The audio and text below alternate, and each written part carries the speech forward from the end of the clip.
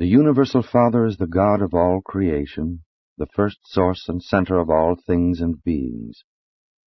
First think of God as a creator, then as a controller, and lastly as an infinite upholder.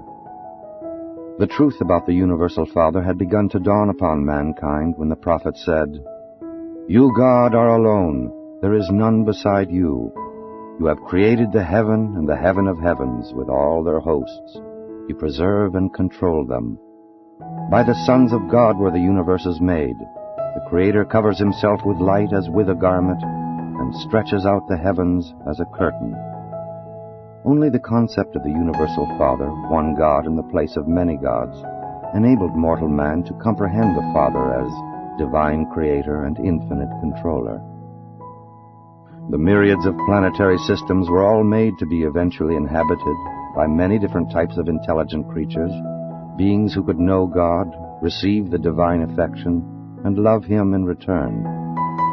The universe of universes is the work of God and the dwelling place of His diverse creatures. God created the heavens and formed the earth. He established the universe and created this world not in vain.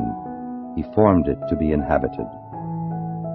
The enlightened worlds all recognize and worship the Universal Father, the eternal Maker and infinite upholder of all creation. The will creatures of universe upon universe have embarked upon the long, long paradise journey, the fascinating struggle of the eternal adventure of attaining God the Father.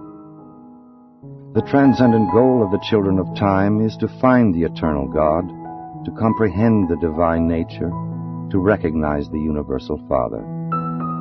God-knowing creatures have only one supreme ambition, just one consuming desire, and that is to become, as they are in their spheres, like Him as He is in His paradise perfection of personality and in His universal sphere of righteous supremacy. From the Universal Father who inhabits eternity, there has gone forth the supreme mandate, "Be you perfect, even as I am perfect." In love and mercy, the messengers of paradise have carried this divine exhortation down through the ages and out through the universes, even to such lowly animal origin creatures as the human races of Urantia.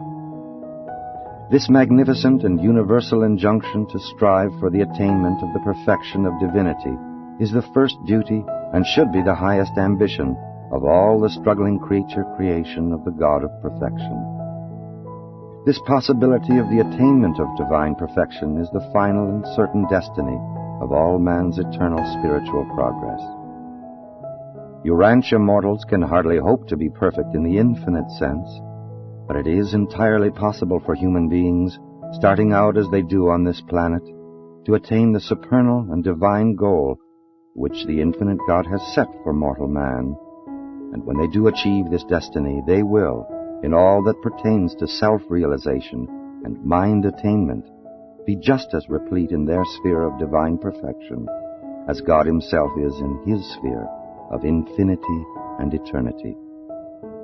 Such perfection may not be universal in the material sense, unlimited in intellectual grasp, or final in spiritual experience, but it is final and complete in all finite aspects of divinity of will, perfection of personality motivation, and God consciousness.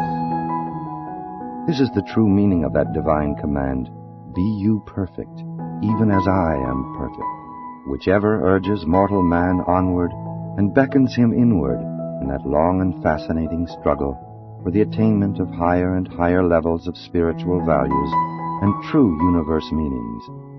This sublime search for the God of universes is the supreme adventure of the inhabitants of all the worlds of time and space.